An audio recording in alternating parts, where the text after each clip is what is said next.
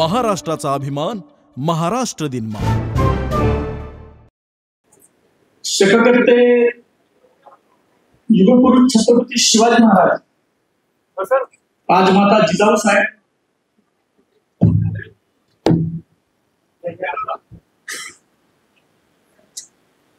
स्वराज्य रक्षक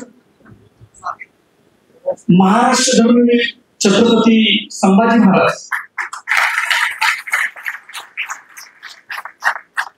आणि ज्यांच्यामुळं आपल्याला या महामानवांचा इतिहास समजतोय ते महात्मा ज्योतिराव फुले, राजर्षी शाहू महाराज आणि 14 तळ्याचं सत्याग्रह केल्यानंतर आणि मनुस्मृतीचं दहन केल्यानंतर रायगड किल्ल्यावर जाऊन ज्यांनी शिवाजी महाराजांना अभिवादन केले ते भारतरत्न डॉक्टर बाबासाहेब आंबेडकर. या सगळ्या महामानवांनी महाराष्ट्र व्यवहार करतो.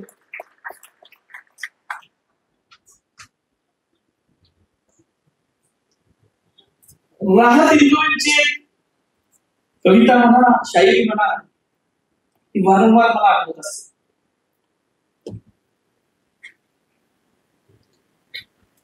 मला फोन आल्यानंतर सुद्धा ते राहत इंदूरीच आठवले का कोणास. त्यांच्या 2-4 पंक्ती आहेत. वो कह रहा है कि कुछ दिनों में मिटा के रख दूंगा नस्ल तेरी. वो कह रहा है कि कुछ दिनों में मिटा के रख दूंगा नस्ल तेरी. है उसकी आदत डरा रहा है उसकी आदत, इथं थोडस बदल करतो, है उनकी आदत डरा रहे हैं, है मेरी फितरत डरा नहीं, है मेरी फितरत डरा नहीं. कारण या निडरतेच्या पाठीमागे तुमच्या सगळ्यांची ताकद आहे. कोल्हापूरच्या लाल नदीची आणि पंचगंगेच्या पाण्याची ही ताकद आहे. असे अनेक कुठले कुठले कर येतात, अनेक वेळेला धमक्या वगैरे देत असतात. कुठं त्याची वाच्यता सुद्धा मी करत नाही. पण महिन्याभरापूर्वी माझे मित्र आहेत हर्षद, त्यांना माहित आहे की फोन यायच्या अगोदर आठवडाभर काही जमीन जागृत असणारी, जे स्वतःच मन जागृत असणारी काही माणसं महाराष्ट्रात आहे. पोलीस दलात सुद्धा आहे. त्यांचं नाव नाही मी सांगत, कारण अशी माणसं ओपन केली नसली पाहिजे. त्यांचा मला फोन आला आणि त्यांनी मला काही गोष्टींचे संकेत देऊन ठेवले की काही घडू शकतं, काय होतं ते, काय संकेत दिले तो ना भाग आलाय. आणि त्यानंतर बरोबर 4-5 दिवसात हा एक फोन आला. मित्रांनो, मी माझा फोन कधीच रेकॉर्डला ठेवत नाही, कारण आपल्याला तशी गरजच लागत नाही. त्या दिवशी फोन आला, त्या दिवशी सुद्धा माझा फोन काही रेकॉर्डला नव्हता. पण फोन रेकॉर्ड करायच्या अगोदर सुद्धा जे काही मिनिटं संभाषण झालं त्यानंतर मला असं वाटलं की आपण हे रेकॉर्ड केलं पाहिजे, कारण काहीतरी गंभीर विषय हा व्यक्ती बोलतो. आणि म्हणून मी ते फोन रेकॉर्ड केले. 12:04 मला फोन आला. त्याच्या अगोदर 2 फोन केले मी. पहिला व्हॉट्सअप कॉल कट केला, त्याच्यानंतर एक फोन घेतला, त्यानंतर कट केला, त्याच्यानंतरचा फोन मात्र मी रेकॉर्ड केला. आणि फोन झाल्यानंतर 6 मिनिटं 28 सेकंदात त्याच्या अगोदरचं पुढचं मागचं काहीतरी असेल कम्युनिकेशन, 7-8 मिनिटाचं असेल, 7-8. मला असं वाटलं की या शिवरायांच्या महाराष्ट्रात शिवाजी महाराजांच्या बद्दल एवढ्या खालच्या पातळीला जाऊन कोण विचारच करत कसा असेल याची मला अस्वस्थता निर्माण झाली. आणि त्यानंतर मी निर्णय घेतला. माझ्या कुणालाही विचारलं नाही. माझ्या सत्सक विवेक बुद्धीला जे पटेल तो निर्णय होता आणि मी तो व्हायरल केला. मला नंतर व्हायरल सुद्धा करता येत नव्हतं. मी माझ्या एका मित्राला पाठवलं, त्याला रात्री उठवलं, त्याला सांगितलं की बाबा हे जोडून दे, मला येत नाही करायला. त्याने दिला आणि मग मी तो पहाटे व्हायरल केला. माझी अपेक्षा नव्हती की महाराष्ट्र, त्यातले एक वाक्य मुद्दा म्हणून लिहिलेलं होतं माझ्या त्या पोस्टमध्ये, की हे ऐकल्यानंतर तरी झोपलेला मला बहुजन समाज जागा होतो काय मला पाहायचं होतं. आणि खरोखर शिवरायांचं रक्त महाराष्ट्रामध्ये अजून जिवंत आहे याची प्रचिती मला आहे. कारण या गेल्या 10 वर्षामध्ये व्यक्त होणं, बोलणं, तुम्ही बघा महाराष्ट्राचं समाज जीवन करा, किती लोक धाडसानं बोलतात बघा. आमच्या इथं किरणराव आहेत, विजयराव माने सर, मोरे चौमारे सर आहेत. अशी हाताच्या बोटावर 10 जी बोट आहेत ना, तेवढी सुद्धा लोक तुम्हाला सापडणार नाहीत की जी धाडसानं बोला लागले. सत्य मांडायची हिंमतच ठेवायची नाही, अशा पद्धतीने एक रचना करून सगळ्या भारतभर काम चालू आहे. आणि त्याच्यातूनच आपल्याला माहित आहे की पानसरे अण्णांच्या ज्या पद्धतीने त्यांनी खून केला, मारेकरीच सापडत नाही. दाभोळकर सरांचं केला, कलबुर्गी आहे, गौरी लंकेश आहे, अनेक आहेत. आपण महाराष्ट्रात राहतो, आपल्याशी संबंध महाराष्ट्र कर्नाटक म्हणून समजतंय. भारतभरामध्ये काय काय झालं याचा जरासा आपण आढावा घेतला तर अत्यंत भयान परिस्थिती यांनी करून ठेवली. आणि दहशत, भीती घालणं, डर पैदा करणे त्यांची जी काय सनातनी चाल, त्या भीती हे सगळ्यात मोठं भांडवल एका विशिष्ट प्रवृत्तीचं आहे. ती आताची नाही आहे, ती प्राचीन काळापासून टप्प्याटप्प्याने चालत आली. खर तर यांना भ्यायची काहीच गरज नाही. कारण ज्या वेळेला आपण ठामपणे शत्रू ठोकून यांच्यासमोर मैदानात उभं राहतो, त्यावेळेला कसा कोरोडकर पळत होता तेलंगणापासून मद्रास पर्यंत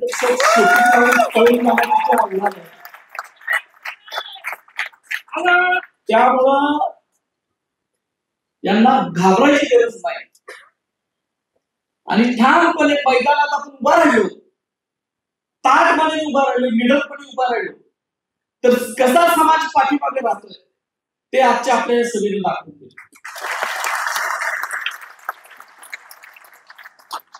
ही विचाराची नाव फक्त इथली कोल्हापूरची नाही, आमची किरणराव नाशिक मध्ये होते, शूटिंग चालू होतं, रात्री 10ला शूटिंग संपलं.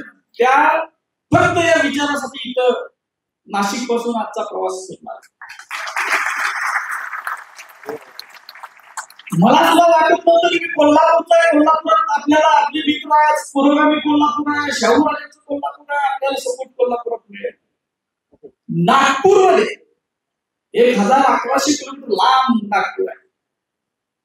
तिथं या एका अत्यंत साध्या सामान्य इतिहासाच्या अभ्यासकासाठी हजारोची संख्येने माणसं उभी राहिली.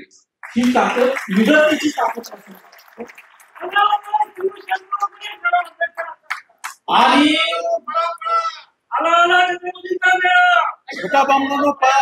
हे शाहू महाराजांच्या काळात हे छत्रपतींचे मेळे व्हायचे. आता जे काय घोषणा द्यायला, आणि अशी अवस्था आपण काहीच भोगत नाही मित्रांनो.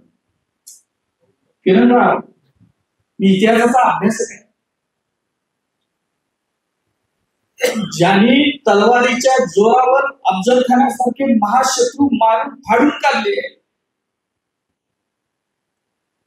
त्या शिवरायांची अवस्था सुद्धा धर्ममार्तंडांनी काय केली होती राज्याभिषेकाचा इतिहास वाचतो त्याला आपल्याला समजतं.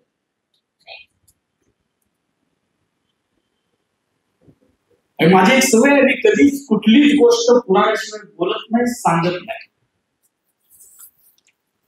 आणि म्हणून खूप मोठी यंत्रणा कामाला लावली तरी मी मांडलेलं सत्य त्यांना खोडता येत नाही, कारण सत्यमेव जयते ते ब्रीद आहे. आणि शाहू महाराजांची मुद्रा आहे की सज्जच सत्य.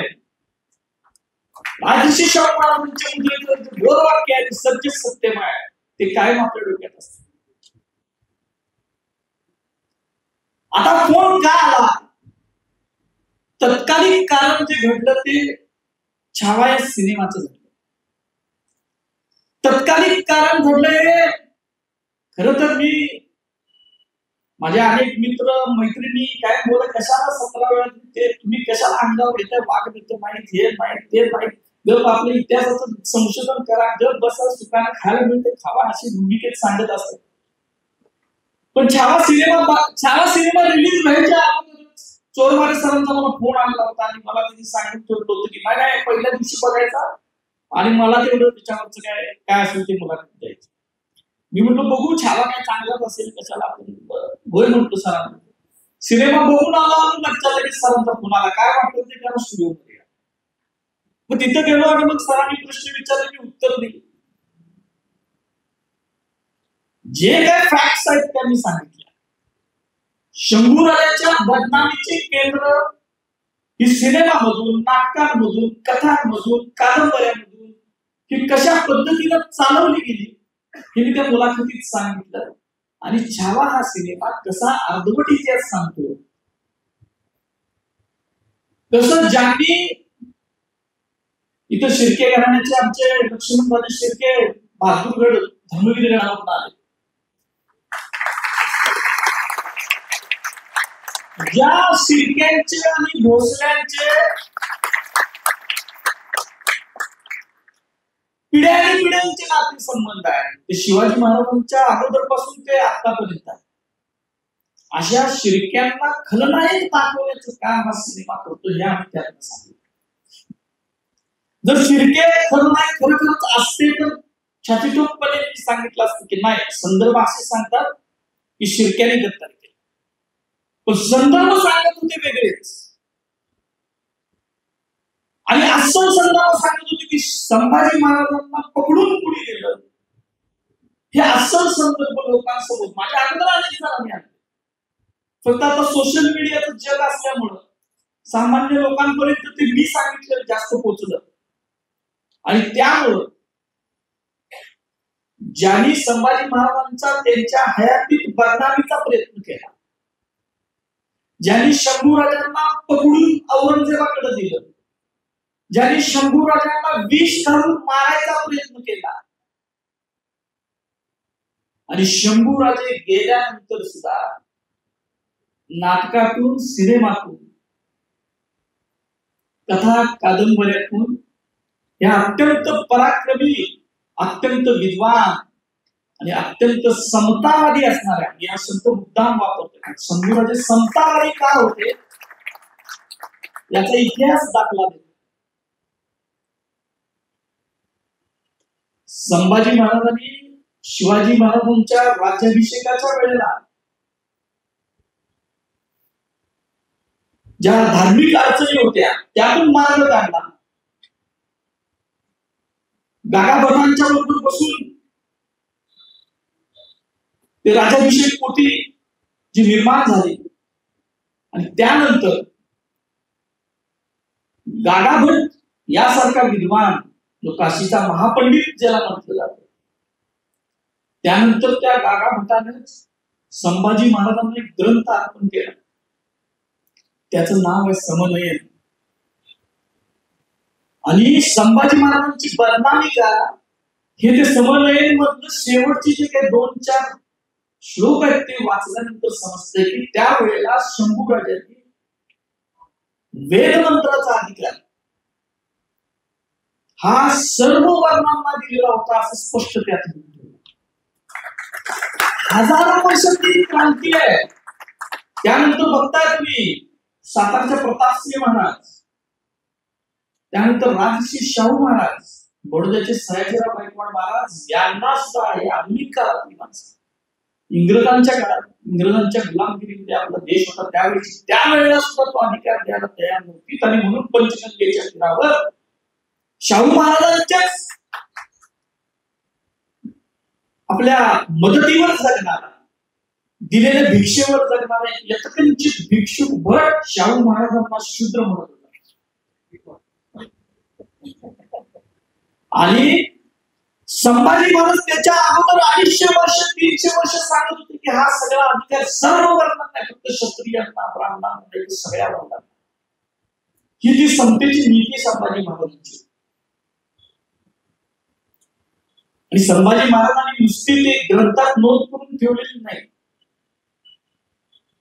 ज्या वेळेला संभाजी महाराजांना विष करून मारायचा प्रयत्न झाला आणि स्वराज्य हजारो मावळांच्या रक्तातून तयार झालेले स्वराज्य, त्यागातून तयार झालेले स्वराज्य,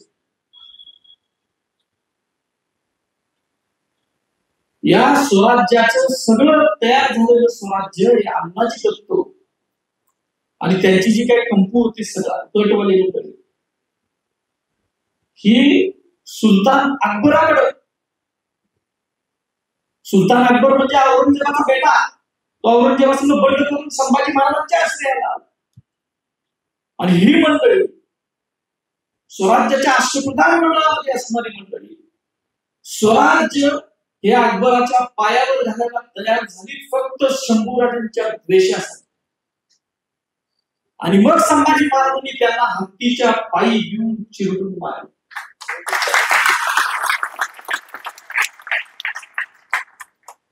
भारताच्या हजारो वर्षाच्या इतिहासात तुम्ही अनेक अभ्यासक आहेत, तुम्ही का कुठल्या ब्राह्मणाला अशी शिक्षा वेदमंत्राने अभिषिक्त झालेल्या नृपतीने दिली? एकही उदाहरण नाही भेटणार. पण या शंभूराजाने दिली स्वराज्य वाचवण्यासाठी. आणि म्हणूनच संभाजी महाराजांची बदनामीची केंद्र चालवली जातात, कारण ब्रह्महत्याच्या पातकाला प्रायश्चित्त नाही असं मनुस्मृती सांगते, असं सगळ्या स्मृती सांगते. आणि या राजाने रायगडाच्या सिंहासनावर बसून हा आदेश दिला आणि तिची अंमलबजावणी केली. नाहीतर राजे अनेक होऊन गेले प्राचीन काळापासून. बदनामी फक्त शंभूराजांची का? आणि ते गेल्यानंतर 200 वर्षांनी सुद्धा त्या संभाजी महाराजांच्या बदनामीची केंद्र का चालवली जातात? गडकऱ्यांचं राज संन्यास नाटक तुम्ही वाचू शकणार नाही. आज शब्दांचा फुलोरा प्रचंड आहे, भाषा प्रभू म्हटलं जात, पण त्या भाषा प्रभूनं या नची केळकरांच्या नादानपणा केला आणि शंभूराजांसारख्या महापराक्रमी राजाचं चरित्र ज्या नाटकात रंगवलंय. आणि त्याच्यापेक्षा पुढचे नादान की त्या भाषेच्या फुलावर आपण भाळलो आणि त्या नाटकाला एकेकाळी महाराष्ट्राने डोक्यावर घेतलेलं. ती डोक्यावर घ्यायची सुद्धा यंत्रणा आहे. जे बदनामीकारक असतं त्याच्यावर तुम्ही विचाराचा मुकाबला विचाराने करा असं सांगितलं जातं. आता ते कोणतं कामरा वगैरे काय करायचं, त्याच्या विचाराचा मुकाबला विचारानं होतोय का? जेम्सने धारण लिहिलं त्यावेळेला सांगायला लागले की विचाराचा मुकाबला विचारानं करा. आणि ज्या वेळेला तुमच्यावर येते त्यावेळेला त्याला विचाराचा मुकाबला विचारानं होत नाही. पण आम्ही विचारवंत आहोत, आम्ही आमचा समाज विचारवंत आहे. आम्ही विचारांचा मुकाबला विचारानंच करणार आहे. या आमच्यातला भगतसिंग मेलाय असं कोणी समजू नये. तो जिवंत आहे, पण भगतसिंग कधी बाहेर काढायचा याची सत्सद विवेक बुद्धी सुद्धा आमच्याकडे जागृत आहे. खर तर कोल्हापूरमध्ये डॉक्टर बाबासाहेब आंबेडकरांना जागा पाहिजे होती. का? तर त्यांना कोल्हापूरचं प्रजाजन घ्यायचं होतं आणि मग त्यांनी राजाराम महाराज जे शाहू महाराजांचे पुत्र आहेत त्यांच्याकडे जागेची मागणी केली आणि ती दिली. बाबासाहेब आंबेडकरांसारख्या त्यावेळेला ते भारतीय स्तरावरचं नेतृत्व करत होते, म्हणजे भारताचं नेतृत्व करत होते. अशा व्यक्तीला आपल्या कोल्हापूरचं प्रजाजन व्हावं, छत्रपतींचं प्रजाजन व्हावं असं वाटत होतं. कारण खऱ्या अर्थानं ही भूमी ही शाहू महाराजांनी अत्यंत हाल कष्ट त्या शोषून ही समता भूमी केली होती. आणि म्हणून बाबासाहेबांसारख्या महामानवाला सुद्धा वाटलं की आपण ब्रिटिशांच्या इलाक्यात राहिलं नसलं पाहिजे, आपण कोल्हापूरच्या छत्रपतींचं प्रजाजन झालं पाहिजे. पण शाहू महाराजांना काय हाल सहन करावे लागले याची 2-3 उदाहरणं फक्त मी देणार. खूप कमी लोकांना आपला इतिहास माहित असतं. आपल्या कोल्हापूरकरांना तरी तो आपला इतिहास माहीत झाला पाहिजे, याच्यासाठी मी काही उदाहरण देतो. आपल्याला माहित आहे की हे छावाचं तर तत्कालीन कारण झालं, पण त्याच्या अगोदर साधारण 6-7 महिन्यापूर्वी असं वर्ष सुद्धा झालं असेल की मी कोल्हापुरातल्या एका कुलकर्णीचं बिंग बाहेर काढलेलं होतं. जास्त फेमस झालं ते त्यांच्यात झालं, आपल्यात झालं. मी एक फेसबुकला एक पोस्ट लिहिली, अफजल खानाचा दडवलेला पाचू. आता ते अनेक व्हायरल झालं, त्याला शेकडो व्ह्यूज मिळाले, मला फोन बिल सुद्धा आले. आता ते मी का लिहिलं तर तुम्हाला कुणाला माहित आहे काय मला माहित नाही, तुम्ही वाचणारे येतात आमचा गौरव विवाह आलाय त्याला माहित असेल की अफजल खानाचा एक वकील कृष्णाजी भास्कर कुलकर्णी तुम्हाला माहिती आहे, तो त्याच्याबरोबर गेलेला होता. पण अफजल खानाचा दुसरा जो वकील आहे तो या कोल्हापूरचा कुलकर्णी होता, त्याचं नाव आहे नारो विश्वनाथ कुलकर्णी. आणि ही गोष्ट इतिहासाच्या कागदपत्रातून आहे. गहकरे सारख्या एका संशोधकानं तिची 25 फारसी परवाने छापलेली आहे. मी फक्त ती एक पोस्ट लिहिली आणि ती लोकांसमोर आणली. आता त्याच्यात मी चुकीचं काय बोलतो, त्यावेळेला सुद्धा त्यांचा तेल वापरला. आता आम्ही तुम्ही काय घाण केलेलं ते सांगायचं सुद्धा नाही का?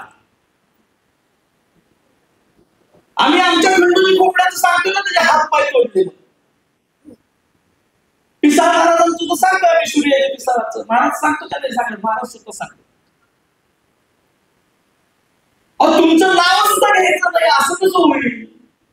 आमचं काम आहे इतिहासाचे अभ्यासक म्हणून, जे आहे ते आम्ही सांगणार. बरं मी काय स्वतः कागदपत्र तयार करत बसत नाही, किंवा माझ्या घरात कारखान्याने कागदपत्र तयार करायचा किंवा तयार करून टाक ते पुण्यात होतं एकेकाळी.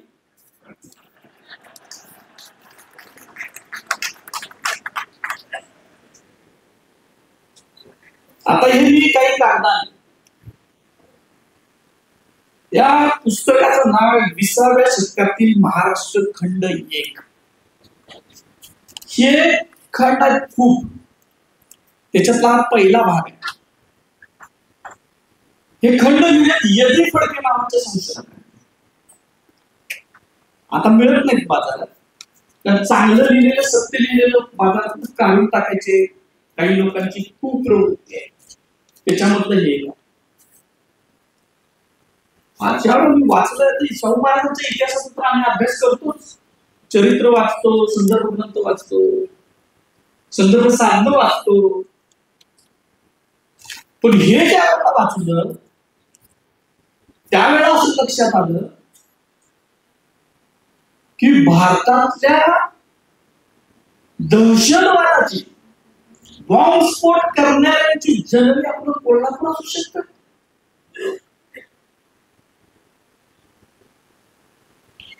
आणि कोल्हापूरमधलेच, आता पुन्हा कुणाची नावं सांगायची, परत म्हणणार तुम्ही जातीवर जाणार, पण आता हे लिहिलेलीच नाव तर मजा हे नाही. सेनापती बापट तुम्हाला माहिती आहे, आपण सगळ्यांचा ऐकतोय.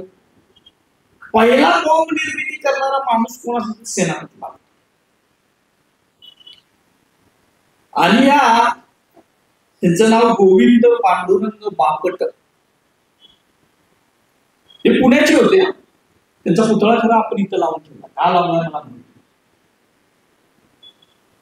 तर ह्या पुण्याच्या बापटांनी बॉम्ब कसा तयार करायचा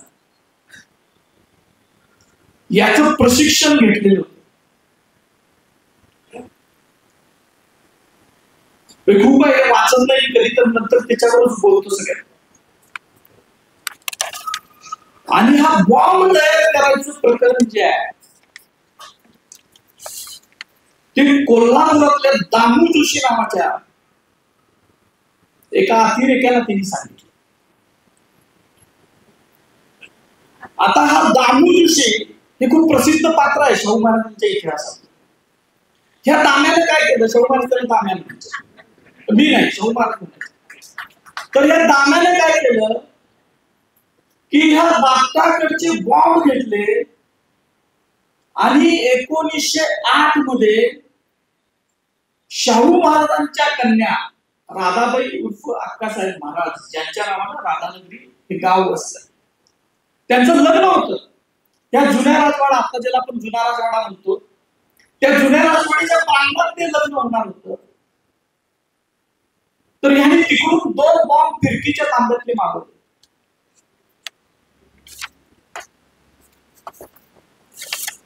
पण ते बॉम्ब आता त्याच्यात वाचून दाखवतो. म्हणजे मी काय म्हणतोय, परत गोंधळ नको होणार. फडकेंनी लिहिलेल्या संदर्भासह गोविंदराव, आता नाव घेतो,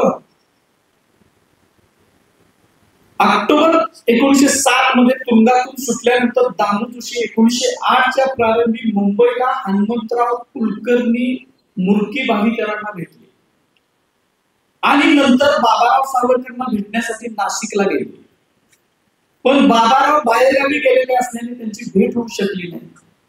तेथून ते बेलापूरला स्वामी विद्यानंद सरस्वतींच्या मठात गेले आणि मग पुण्याला श्रीपाद दत्तात्रय नागपूरकर, आता इथं नागपूरकर आहे, रामचंद्र बाळकृष्ण गद्रे वगैरे मित्रांना भेटण्यासाठी गेले.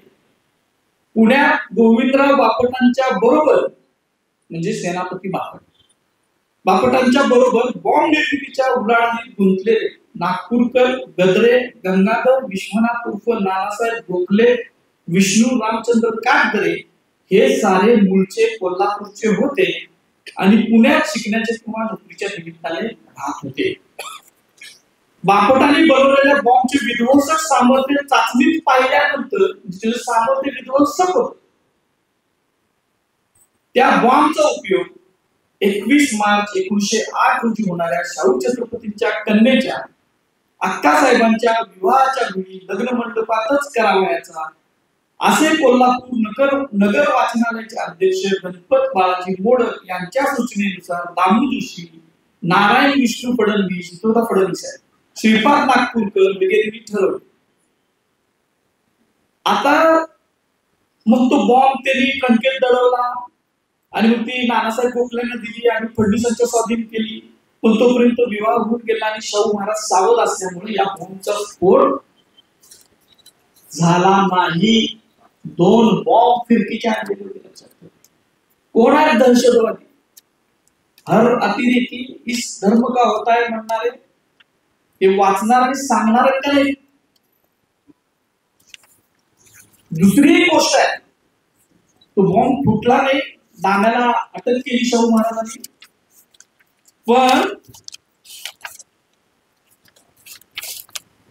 परत लक्षात ठेवा, शाहू महाराजांना बॉम्ब उडवून द्यायचा प्रयत्न केला. आता एवढंच वाचतो, 25 जून 1908 रोजी बॉम्ब कसा तयार करावा हे समजावून सांगणारी पत्रके कोल्हापुरात लावण्यात आली. कोल्हापूरच्या रेल्वे स्टेशनवरून शहराकडे जाणाऱ्या रस्त्यावर 27 जून 1908 रोजी बॉम्बचा स्फोट झाला.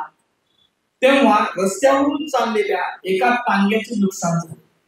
शाहू छत्रपती त्या दिवशी सकाळी पुण्याहून आगगाडीने येणार होते, म्हणून त्यांच्या राजवाड्याकडे जाणाऱ्या वाटेवर बॉम्ब ठेवण्यात आला होता. पण छत्रपती नंतरच्या गाडीने आल्यामुळे त्यांच्या विरोधकांची योजना अयशस्वी झाली. 25 जुलै 1908 रोजी पुन्हा बॉम्ब बद्दलची पत्रके लावण्यात आली. दामू जोशी आणि त्यांचे सहकारी यांनी उद्योग चालवण्याचे पुढे उघडीस आले. हे उघडीस आलेले उद्योग आहेत, अनेक आहेत, तुम्ही वाचा. आणि हे आपल्या कोल्हापुरात होत आहे. पण हे शाहू महाराजांनी सगळं मोडीत काढलं. याच्यात अनेक गोष्टी आहेत, म्हणजे अनेक गोष्टी सांगण्यासारख्या आहेत. कोल्हापूर हे त्यांना सेफ हेवन वाटत होतं शाहू महाराज घ्यायच्या अगोदर. पुण्याप्रमाणेच कोल्हापूर हा आपला बाले किल्ला आहे असे ब्राह्मण समजतात. आणि कोल्हापूरच्या तसेच पुणे, नाशिक, बेळगावच्या ब्राह्मणांची वृत्ती लक्षात घेतली तर तिची परिणती भयानक हिंसक कृत्यामध्ये होईल अशी आपल्याला भीती वाटत असल्याचे शाहू छत्रपतींनी एजरली या गृहसचिवास 1906 सालीच कळवले. शाहू महाराजांच्या काळातली परिस्थिती शाहू महाराजांनी, भास्करराव जाधवांनी, दाजी विचारांनी, डोंगऱ्यांनी, त्यावेळेच्या सगळ्या सत्यशोधकांनी त्याच वेळेला पलटून टाकली. म्हणजे या दहशतवाद्यांची दहशत सहन करून त्यांनी लोकांच्या प्रबोधन केलं आणि यांची ही विध्वंसक वृत्तीला आळा घातलेला. आज कोल्हापुरात काय परिस्थिती आहे? आज सुद्धा दाम्या जोशीचे वारस, या नागपूरकरचे वारस, कोल्हापूरकरचे वारस कोल्हापुरात पुन्हा सक्रिय झाले. आपण म्हणतोय कोल्हापुरी पुरोगामी नगरी आहे, शाहू नगरी आहे, आणि आहे कारण शाहू महाराजांचा विचार हा फक्त महाराष्ट्राला नाही तर देशाला दिशा देणार आहे, याच्याबद्दल काही दुमतच नाही. आणि म्हणूनच पुन्हा एकदा आपलं कोल्हापूर हे या करांच्याकडून टार्गेट केले जात आणि ते पुन्हा एकदा प्रतिगामी कसं होईल याचे प्रयत्न चालू. त्याच्यातूनच मग शिवाजी महाराजांच्या विद्यापीठाचं नाव देणाऱ्या मध्ये नाव बदला का? ज्या वेळेला शिवाजी महाराजांच्या नावाने विद्यापीठ काढायची कल्पना सुचलीच त्यांना आपण सॅल्यूट केला पाहिजे. लक्षात ठेवा.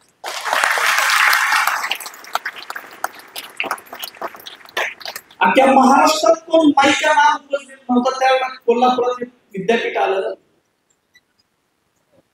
बाळासाहेब देसाई असतील, अनेक मंत्री आहेत, यशवंतराव असतील, हे काही शिवप्रेमी नव्हते. ज्यांनी 4 भाषांमधलं 4 खंडातलं पहिलं इंग्लिश मधलं शिवचरित्र म्हणजे प्रोफेसर बाळकृष्ण, त्यांची संकल्पना होती की शिवाजी महाराजांच्या नावाने विद्यापीठ असावं, त्याचं नाव शिवाजी युनिव्हर्सिटी असावं असे त्यांनी स्वतः. ते शिवप्रेमी नव्हते. ज्यांनी महारी दानवे साहेबांचा, ज्यांनी राजश्री शाहू महाराजांचा इतिहास आपल्यासमोर आणला, ते शिवाजी विद्यापीठाचे पहिले कुलगुरू, महान इतिहास संशोधक आप्पासाहेब पवार शिवप्रेमी नव्हते.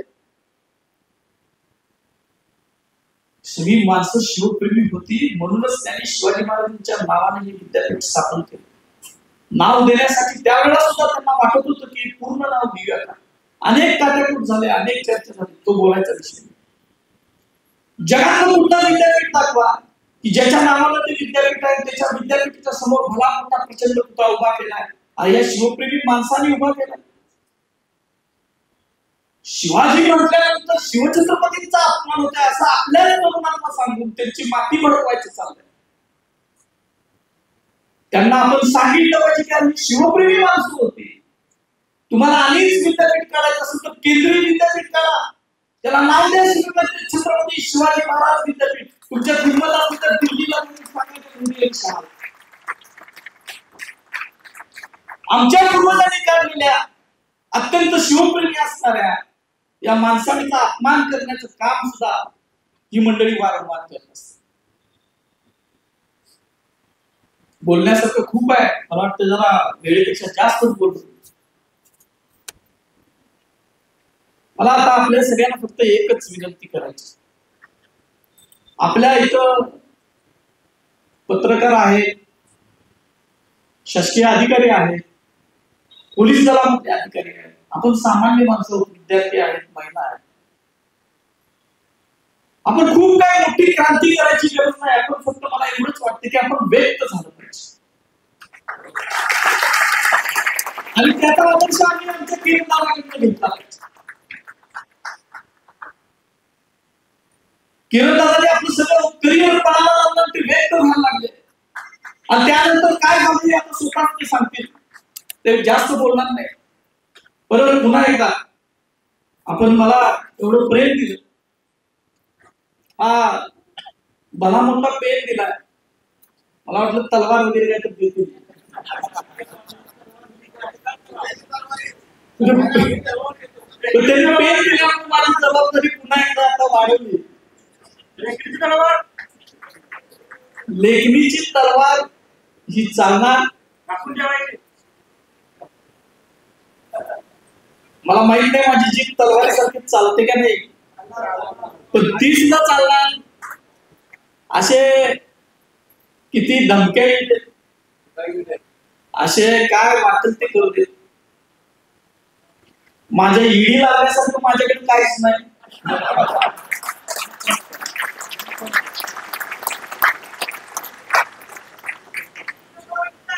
सुदैवानं आमच्या पिताश्रींच्यामुळं, माझ्या आईमुळं खाय प्यायची मला काही तदाद नाही.